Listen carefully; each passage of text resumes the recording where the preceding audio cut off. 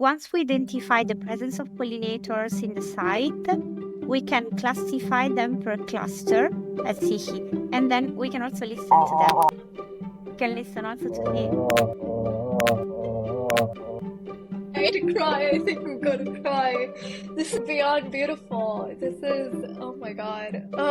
It will be mandatory to from 2028 for all companies within European Union to report sustainability and biodiversity impact. You're listening to Climate Conversations with Divya, brought to you by Purple Figs Productions. In today's episode, we delve into the essential topic of biodiversity protection and its role in shaping sustainable business practices, joined by Martina Constantino. Stay tuned. Welcome to Climate Conversations with Divya. Today we're diving into a topic that's as critical as it is fascinating. Biodiversity. Now, I know when you hear the word biodiversity, your first thought is probably, yes, that chapter in the biology textbook I skipped in high school. But hang in there, because today we're not here to bore you to death. We're here to blow your mind. Let me put it this way. Imagine you're at a dinner party and someone drops the term biodiversity. You sit there thinking, okay, I think it's got something to do with pandas and the rainforest. And we're here to tell you it's so much more than that. Biodiversity is the reason you have coffee in the morning, bees in your garden, and well, why are we not all living in a Mad Max Dystopia yet? So, to help us unpack this, I am thrilled to have Martina Constantino, an International Partnerships Manager at 3B, with us. Martina, welcome to the podcast. Thank you so much, Divya, and thank you so much also for this amazing podcast, because I think that really you're creating awareness on a topic that sometimes is kind of hidden, we can say. Thank you so much for this. Thank you. It's such a pleasure to receive such glowing feedback. But before we dive into the heavy stuff, why don't you tell us more about yourself, Martina? I'm Martina. I'm an international strategic partnership developer in 3B. So basically, we are focusing on monitoring the impact on biodiversity, and we're helping companies and also public institutions. That's why we are collaborating with municipalities across Europe, and we have already projects implemented not just in Europe but also in South America. And you say, Divya, actually, biodiversity is the reason why we are having coffee in the morning, we are eating fruits, and we need also to preserve it. So we are developing projects in order to not just monitor the impact on biodiversity, but also develop a strategy plan, focus on biodiversity to regenerate, and our objective is to make the environment resilient to climate change. Wow, okay, that is beautiful. So, Martina, before we head into anything a little bit heavy, let's kick this off. And when you tell people you work in biodiversity monitoring, do they ever look at you like, is that like when people sit in forests with binoculars all day? Or are you secretly in Jurassic Park and you're just not telling us? So sometimes it's difficult also to talk with people about this, because we need also to create awareness on such a topic that's really not just interesting but also so much important. Because due to climate change, we are facing like catastrophic events, and we really need to preserve the environment for this. So I'm talking with a lot of people, not just companies, but also, as I say, public institutions, and sometimes also this topic is like given for granted, Yeah. So they don't care so much about this, but now also thanks to the laws, because this year it has been approved also the law, the CSRD, it's a directive. Yeah. And based on this, companies in Europe will be forced to report their impact on biodiversity. And they will have also to follow particular standards that they are also required in the directive of CSR. The CSRD is part of the EU Biodiversity Strategy 2030. Is that correct?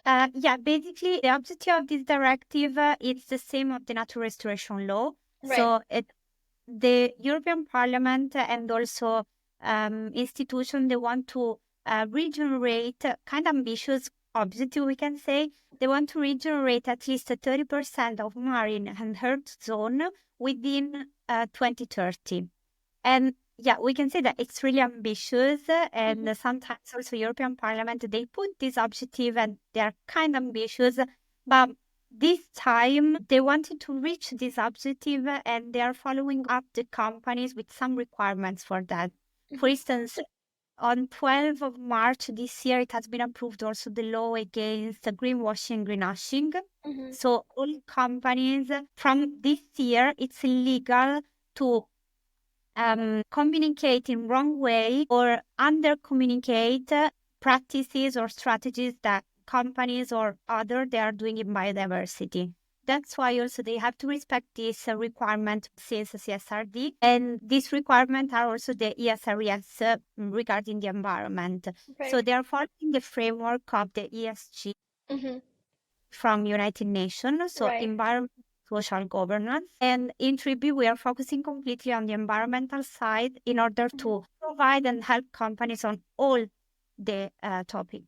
No, that is absolutely wonderful, and thank you for simplifying ESG for us. I love that when the audience is able to follow along, so I think it's very nice to be able to give the full form of things. But in that spirit, with the mandatory biodiversity reporting, CSRD, what does it exactly mean for companies? I understand that companies must disclose how their operations impact biodiversity and ecosystems, and it does include reporting risks associated with biodiversity loss in their supply chain. For example, supply chain disruption due to deforestation or land degradation.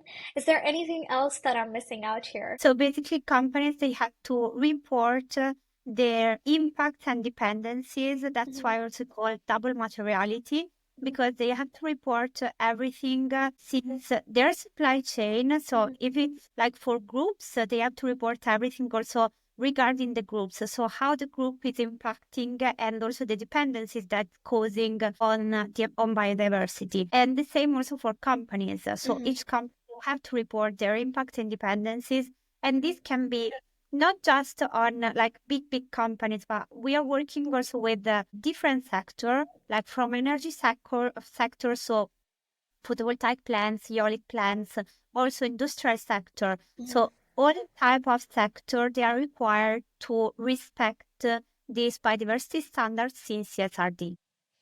That is superb. And anything about what it means for them to be able to follow the EU nature restoration law? Because as far as I understand, companies operating in sectors such as agriculture, forestry, and construction, they must adapt stricter rules on land and resource use, ensuring minimal disruption to ecosystems. So do you help those companies and as well to comply with the EU laws? We are focusing, thanks to our teams, we are working on biodiversity since 2017. That's why we can help companies on monitoring all the process and also provide the strategy, kind of diversity plan strategy focused for their side. I love that your team is working on monitoring biodiversity using technology. Can you tell us more about your sensors and the data you're collecting? We are working with European Space Agency since 2017 already. And also since last year, we are working with European Commission because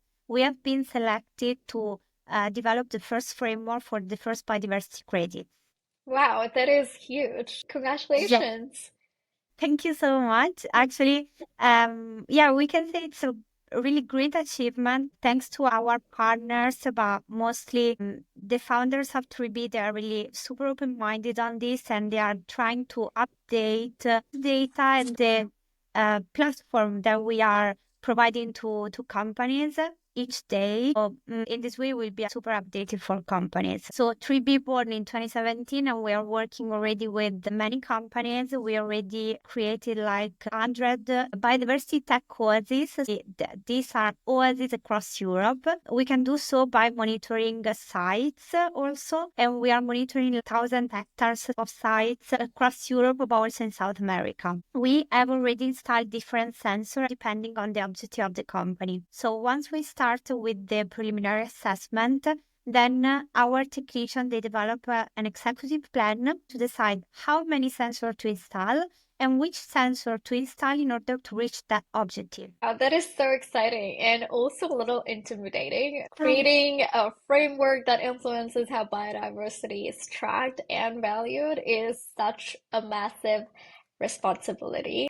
If you had maybe a demo before we get into that, I want the audience to understand, why does this matter? Because one of the most challenging things about biodiversity is measuring it, especially when so much of it feels intangible. Can you possibly walk us through the KPIs or metrics that 3B uses to assess biodiversity, apart from the sensors, for example? But how do you calculate the biodiversity footprint for sectors like agriculture or infrastructure? Like, how do those metrics translate into real world impact? Let me just share a demo. In this way, you can also see some data about this. Absolutely. I'd love to see a demo. Excited. It's interesting also because we can say that this is not just a demo. It's already a platform for one of our clients that we are working with, Wow. and actually they are really enthusiastic about this project, and they want us also to share the platform and share their data because they are regenerating the environment in their site. It's in Italy. They are based in Tuscany, so they have an agritourism and they have also plantation of olive trees. So yeah, Wow. It, can I just say, right off the bat, the interface looks so engaging. Like, I'd want to be on the interface all the time. This is beautiful. you have also to see, I mean, the site because also the site is beautiful. It's one of these Oh, sites that wow. really paradisiac because you can see also fireflies in the site. Where do you see fireflies now? Oh my God, I love fireflies. That is crazy. I actually grew up in an ecological reserve.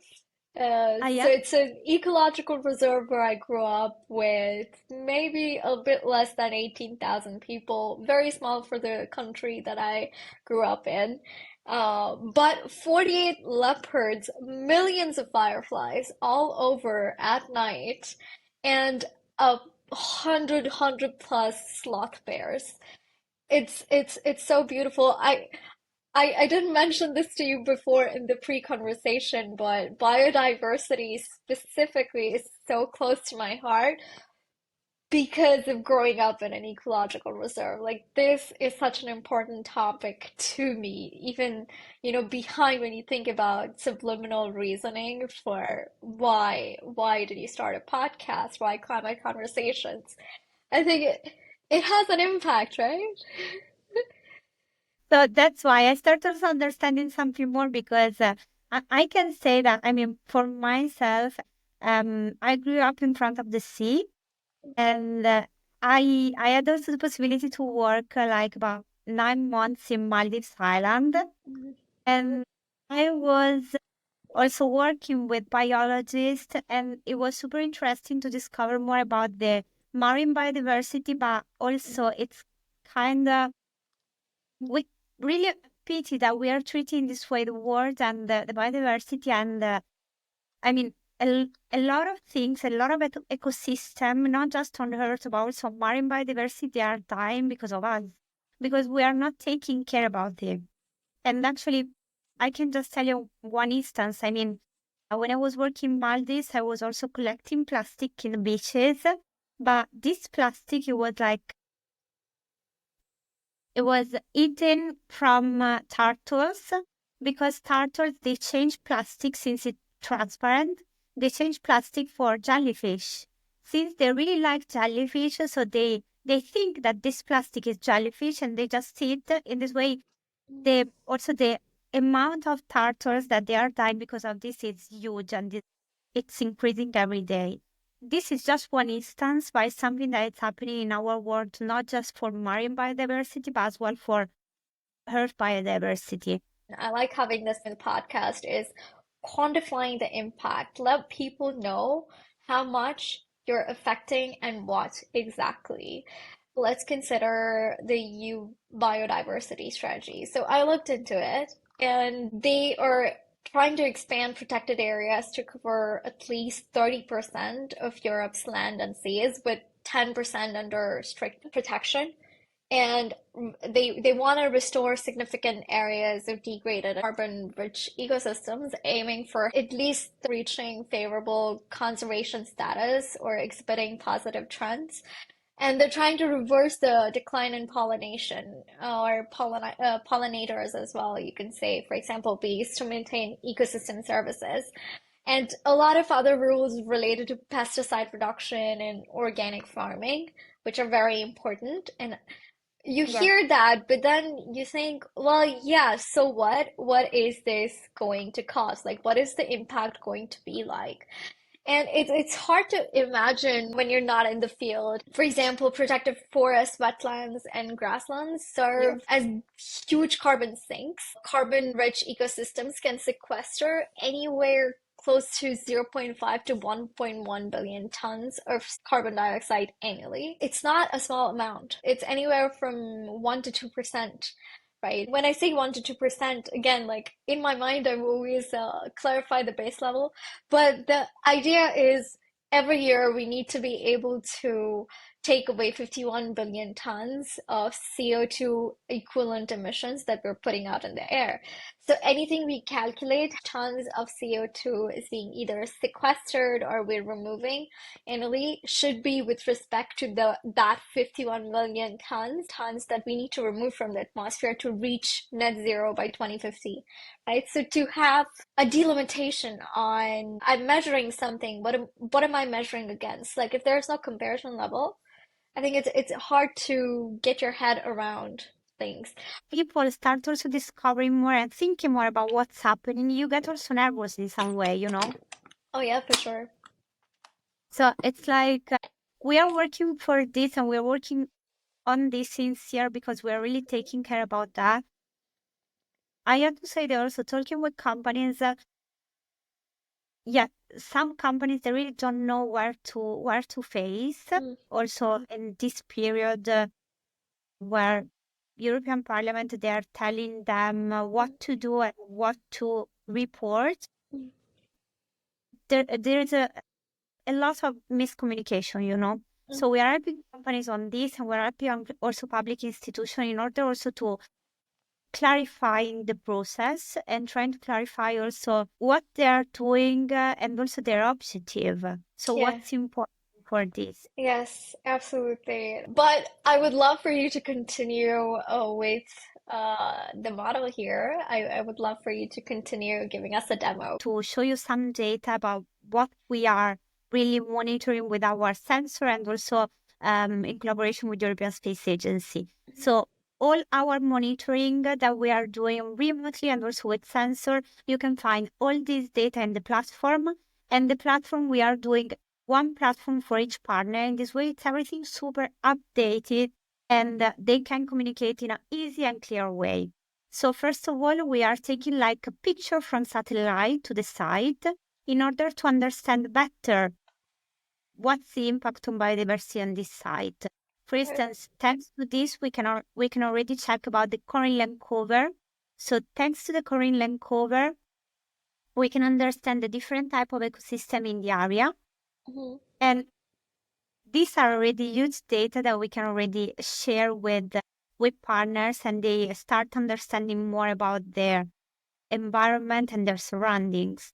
So another thing that's really interesting is about the ground temperature. For instance, if you can see here, the temperature is keen to increase where it's full of cement, so where the cementification is higher, but the temperature is keen to decrease while we can find in a place with a lot of trees, a lot of plants. I mean, the difference is kind of huge, you see. Yeah, totally. It's heat maps are so important, I think, to be able to visualize certain data. Yeah, this year we developed also classification of most biodiversity cities, and we are doing the same also for capital cities in Europe. And actually, for instance, we have to say that, and I don't know if you ever been in Milan. No, not yet, not yet. I'm waiting to go. I've been to the south of Italy though recently. I went to Sardinia. Beautiful. Okay. Okay, don't go to Milan during summer because you're gonna really melt since it's really, really warm. It's full of cement, full of skyscrapers, and the temperature are increasing so much during summer. When everything around you is made out of cement, it's like you're in a kiln. That's why it's important updating laws and strategies for different cities across Europe in order to increase the green parks, the green sites of the cities. And this is really important.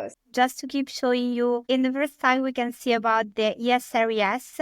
So Okay. the ESRES, they are one of the requirements that has been asked from European Parliament in the CSRD. These are one of the biodiversity standards to respect from companies. And actually from this year, it will be mandatory to report biodiversity impact and also to report the sustainability of the company for big companies. But also we have to say that from 2028, it's going to be important for all companies within European Union, small or big. From 2028, all companies will be forced to report sustainability and biodiversity impact. No, that is great and that is huge. And you guys are making it super easy for the companies to follow along because with every new regulation by the government, it becomes harder for the company to follow along.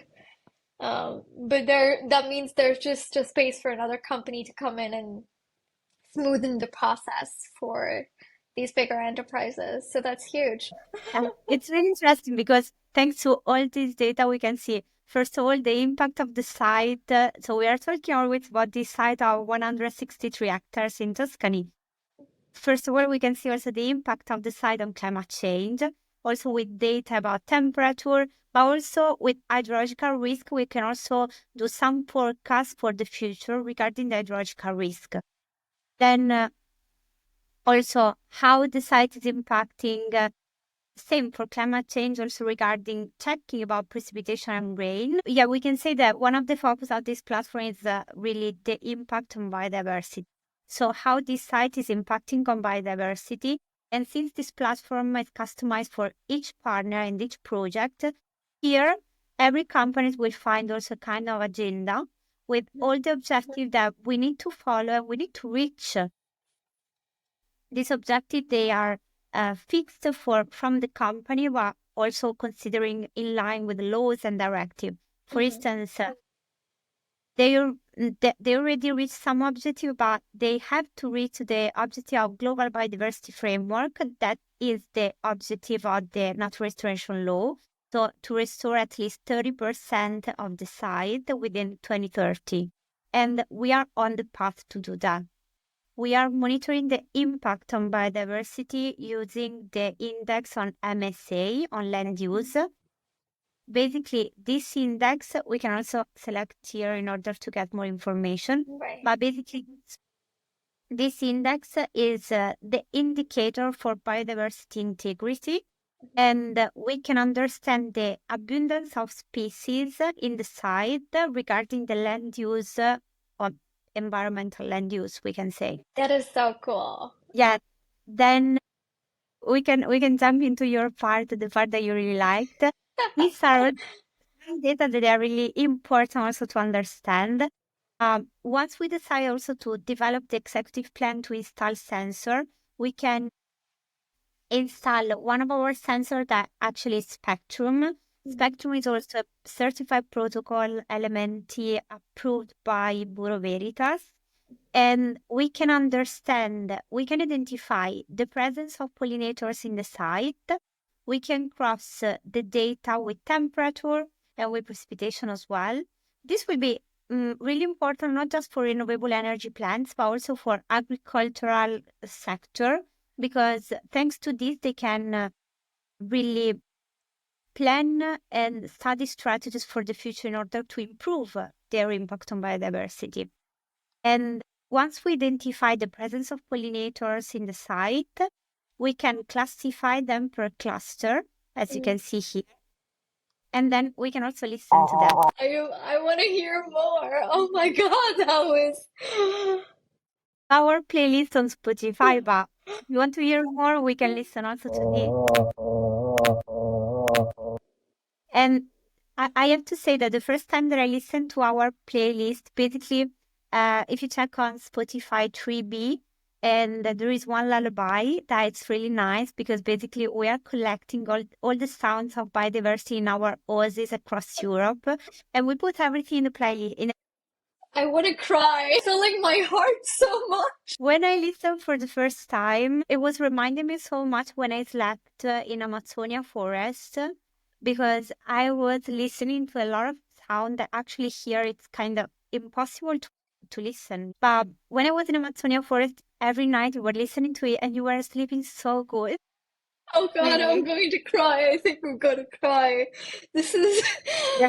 oh, this is beautiful. I mean, this is beyond beautiful. This is oh my God. Yeah, It's and just like this is just one of our sensor. So right. another sensor that I can show to you, we Mm-hmm. can say it's the first born in 3B. Mm-hmm. The Hive Tech is a sensor that we install in the hive, in the beehive, and no pile, no batteries at all, and this way no need to change. And we can monitor the well-being of bees inside beehive. Mm-hmm. And thanks to this, we are helping a lot of beekeepers across Europe because we are getting much easier their job, just monitoring everything remotely. Wow. Now my heart is absolutely full. This is by far the most wholesome podcast I've shot, especially the economic and ecosystem impact that pollinators have. Pollinators can contribute close to 200 plus billion annually to global agricultural productivity. And when you think about that number, you have to believe in rehabilitating the ecosystem, you have to think about biodiversity. Enhancing pollinator populations can increase crop yields by close to 20 or 25%, certain sources say. Reducing land use expansion, that's a major greenhouse gas contributor. So Yeah. preventing any agricultural expansion that results from not having as many pollinators could avoid up to 300 million tons of CO2 annually if you calculate the impact. It comes to that. And that's what I love about being able to measure impact. And thank you so much for sharing this demo. Thank you for these numbers because actually sometimes people they're not taking care so much about how pollinators they are affecting our life. Yeah. And it's really important to monitor their presence, but just because it is also possible that maybe in 20 years they're not going to be there if we continue keep on in this way, you know?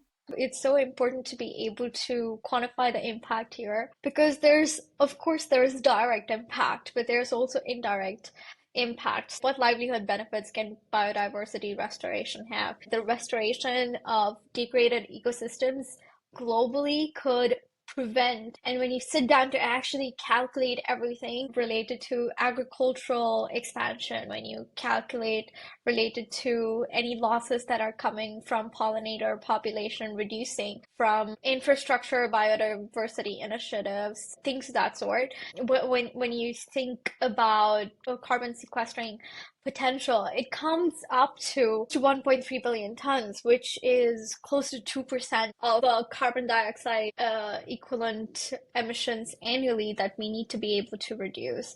It's without a doubt easy to say in a firm statement that improving biodiversity can sustain fisheries, forestry, ecotourism, creating an estimated 10 million jobs globally. That's very easily 10 million jobs. I mean, you can look into the figures. Everything points to the fact when people ask, why is biodiversity so essential? Why should you talk about it? Why is it important to talk about for climate goals? You can easily list out carbon storage, so being able to sequester 2.5 billion tons of carbon dioxide equivalent emissions annually. You can almost count that as like 2.5 to 5% of the 51 billion tons of target that we need to be able to reduce by 2050 net zero impact.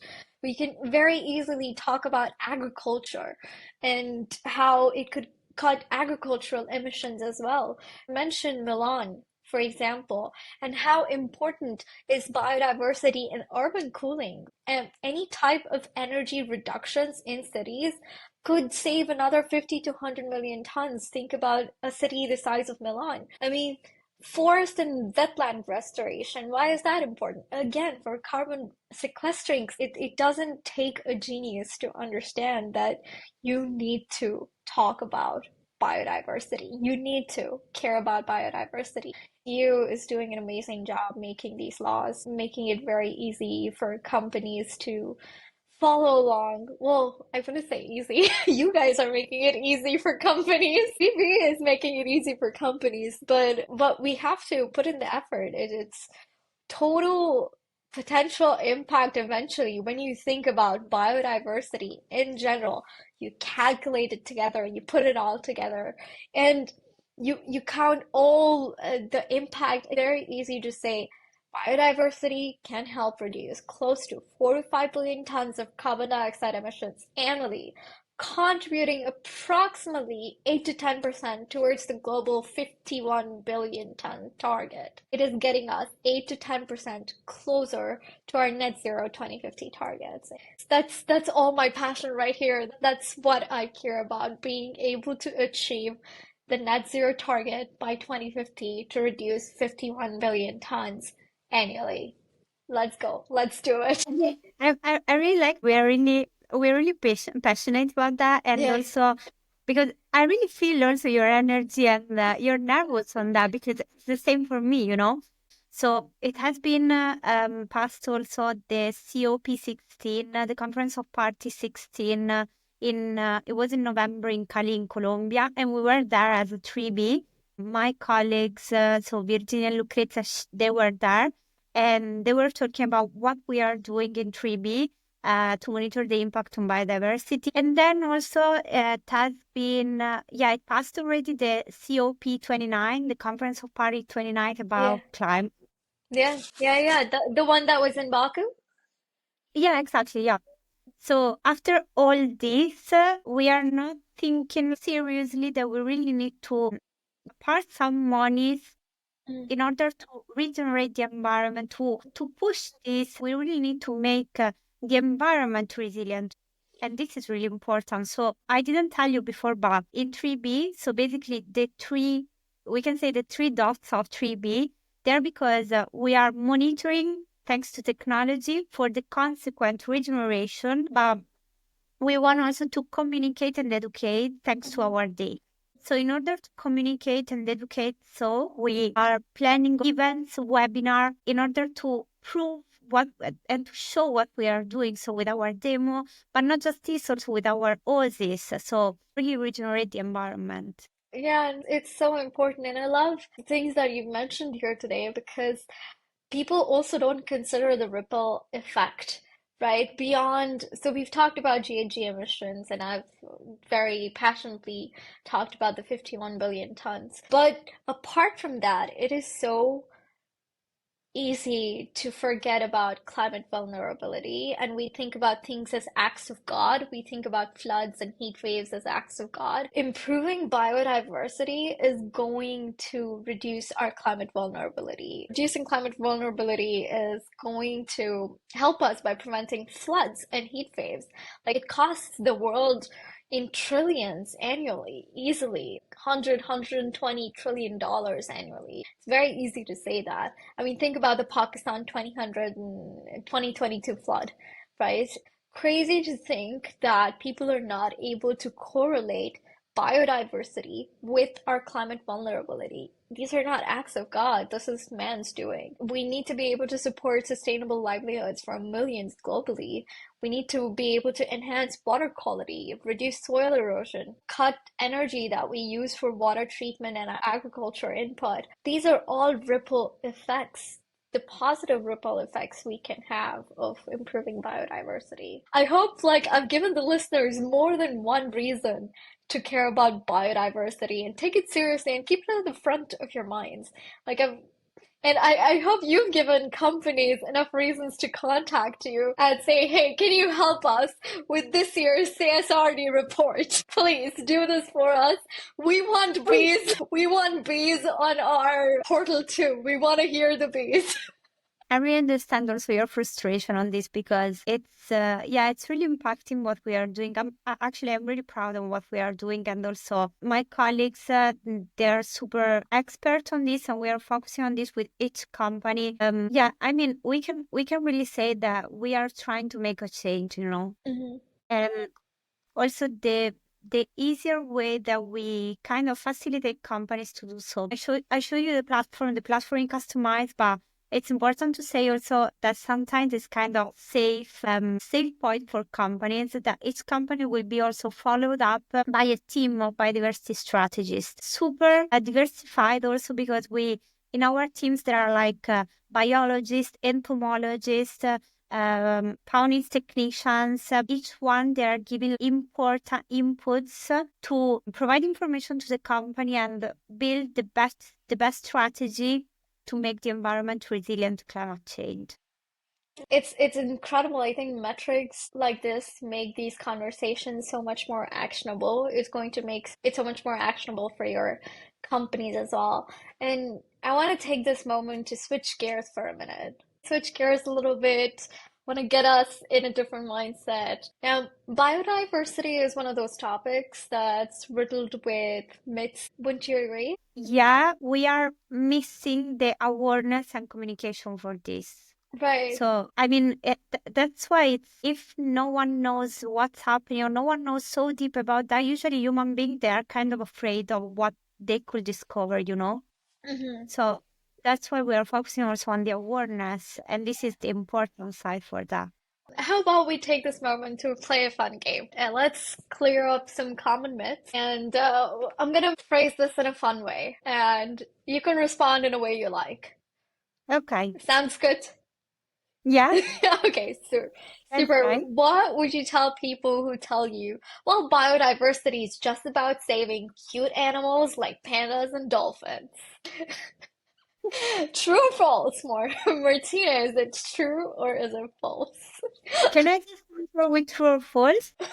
Well, you have to go beyond. You have to tell me what's the bigger picture here.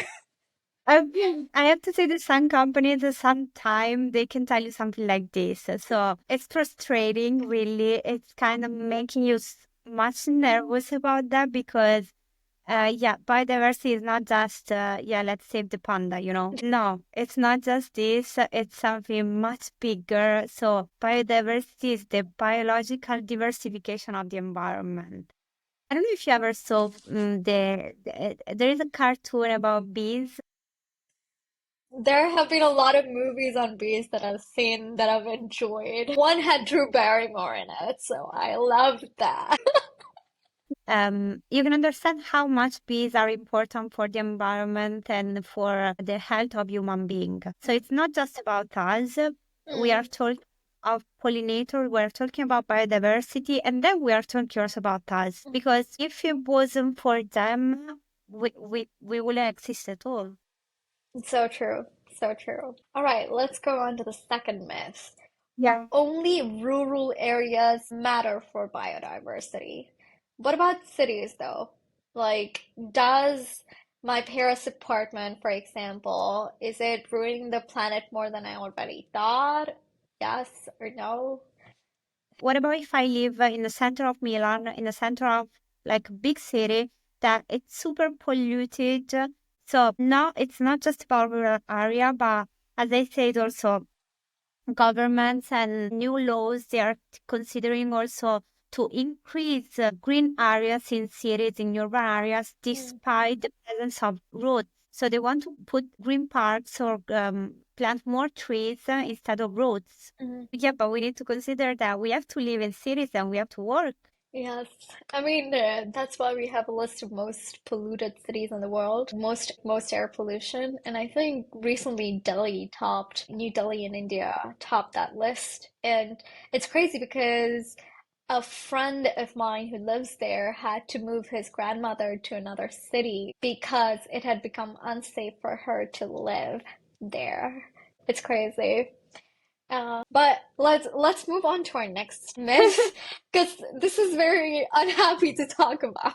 But how about this myth? If we just plant more trees, we'll fix everything. No, this is not the solution. Okay, I always tell also to my contacts. So, I as I'm talking with a lot of companies, a lot of different reality in different sectors. But sometimes I like also to make a super simple example. 2 years ago, more or less, a lot of companies and institutions they decide to plant trees in south of Portugal and south of Spain.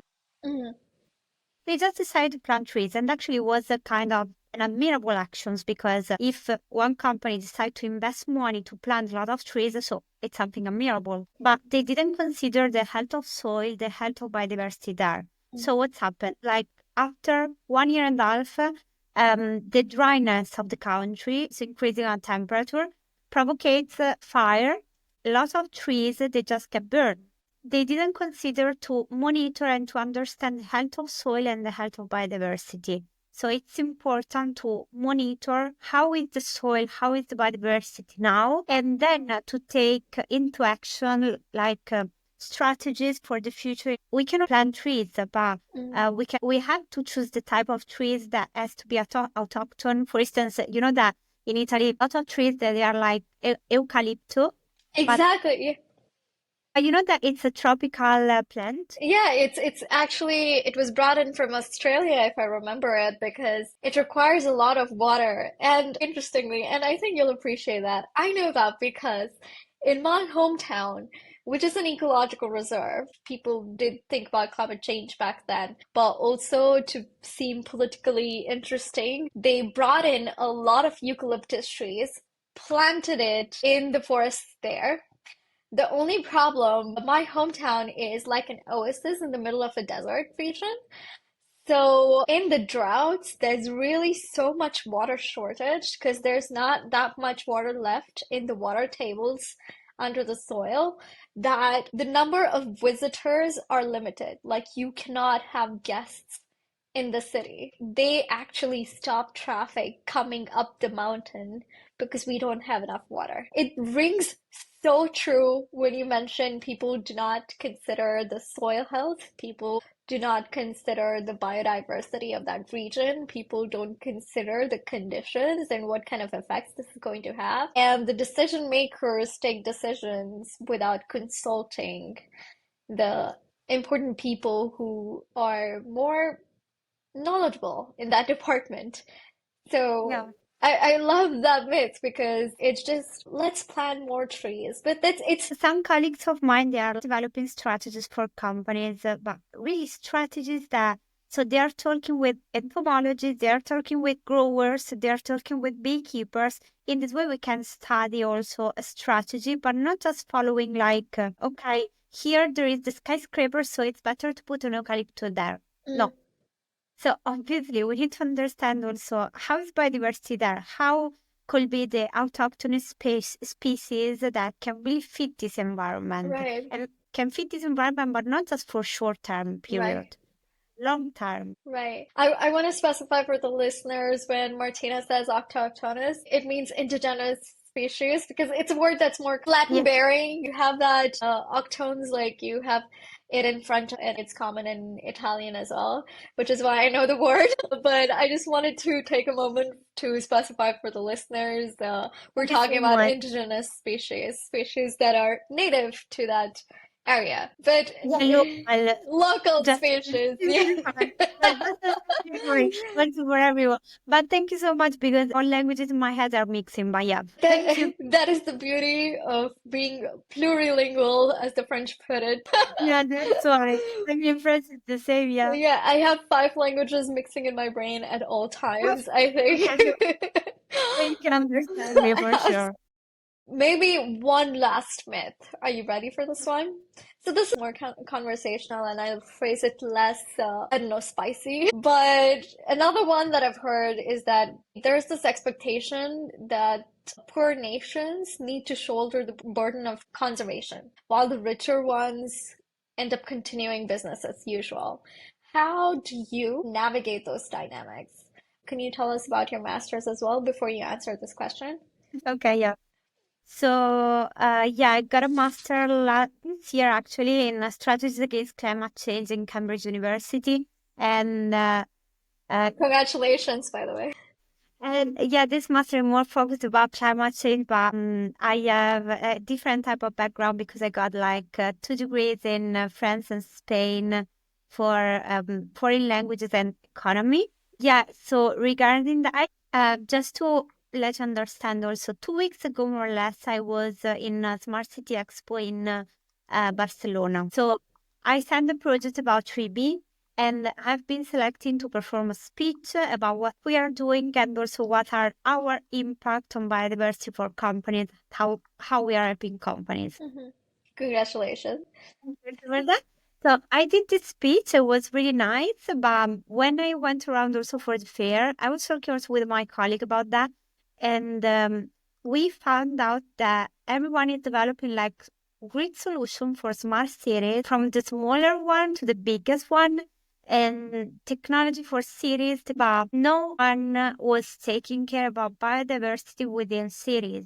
Okay. We are just thinking about technology in a series, but we are not thinking about, okay, what about the biodiversity there? So it's really also the answer we can say we need to take care not just about smart solution, but also to make cities livable. Yeah. And we do so thanks to biodiversity in urban areas as well. Yeah, no, that's so true here.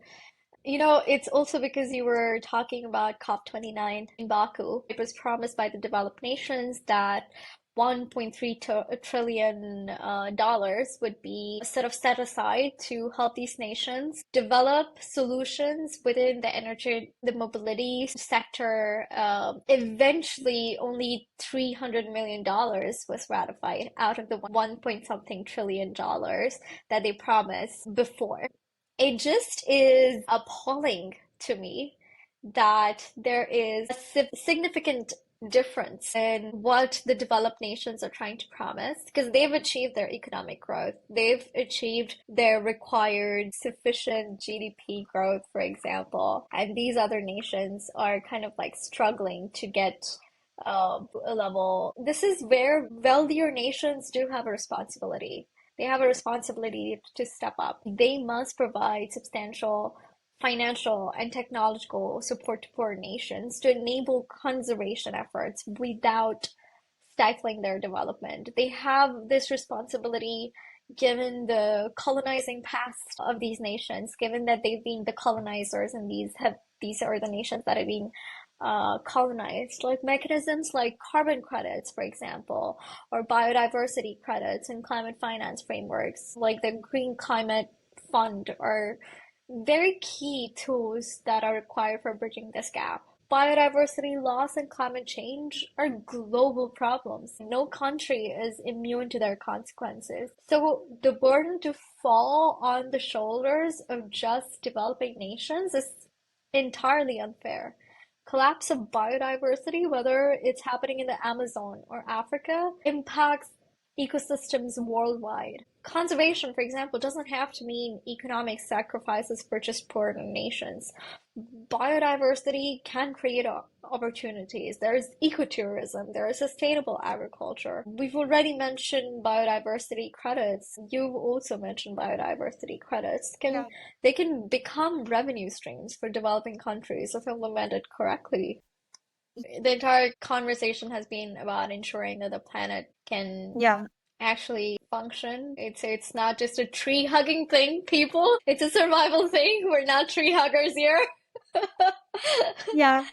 What would you say is your message to all the CEOs and governments out there? Like, what's the one thing they need to do right now to make a difference? To them and to the common people, to the listeners, what will be the one thing that you are telling them to do right now to make a difference on all levels, CEOs, governments, and the listeners? And I'm hoping CEOs and governments are also listeners, but I would say just let's start doing something together and really prove that we are really doing something and we have already the way to do and some solutions to do so. So I think that also listeners, they're already more in the mood like, yeah, we can do something together. Some are doing also volunteers, some are taking part into associations. So I know a lot of people that they're taking even smaller, but it's a step forward, yeah. So if it was like for CEO and for governments, just let's start doing something, but keep also monitoring in order to prove this impact. So let's make also this impact real, but with good technology and also with great collaboration, since we are working also with universities. And let's bring this into schools and university to teach what we are doing and to try to make a change even bigger. You've given us a lot to think about, Martina, today, and I'm really grateful for that. I'm really grateful for the conversation here. What I want to do, which I don't normally do, is want to wrap up with humor a little bit. So I have to ask you, do you ever feel like nature is ever trying to fight back? Like, what's the weirdest thing you've seen while working with biodiversity? Have you ever been kicked by a kangaroo, for example? Okay, now I can also share with you my passion. So my passion is about biodiversity, but not just, as I told you, not just about earth biodiversity, but also marine biodiversity. So I had this great honor and chance and luck to swim with manta. So I swam with the manta ray. It was about like 6 meters, like big. It was crazy, and they were trying also to give their space because they were aloft really, and they were kind of dancing in their space and trying also to eat because they eat plankton. And it was something amazing, really. But we need also to see also the other side of the other side of the topic, because we know that a lot of people, they are eating manta and eating sharks and they are fishing them, Oh my God. but they are species at risk. Yeah. So I mean, if yeah, I never faced something like eaten by a kangaroo, not yet. I lived in a paradise for like 9 months, and I was swimming with manta, with sharks. So it was amazing, really, and I really think that they deserve their space. No, that is beautiful. You're a real life Moana. You're absolutely today I found my real life Moana. Yeah, a lot of people told me that, and really a lot of people. I mean, I don't know. I think I'm really in love with the sea and everything concerned to the sea and biodiversity. I had also this luck to bring my passion into my job and Yeah. into my everyday life, and that's amazing. So let's try to do a change all together. Thank you, Martina. This has been an eye-opening conversation. If you're listening to this and you're thinking, wow, I really should start caring about biodiversity, congratulations. You just passed level 1 of the environmental survival game. But don't stop here. Check out 3B's work and start asking, what can I do for the bees, the trees, and more importantly, my coffee? Thank you so much. Thank you so much for joining us, Martina. This has been Climate Conversations with Divya. If you enjoyed this episode, make sure to subscribe and share it with someone who needs to hear this. And thank you for tuning in. See you next time, folks. You just heard Climate Conversations with Divya, brought to you by Purple Figs Productions. We hope today's episode sparked new ideas and deeper curiosity about how we can tackle climate change together. Until next time, this is Climate Conversations with Divya. Stay curious, stay engaged, and let's shape a sustainable future together.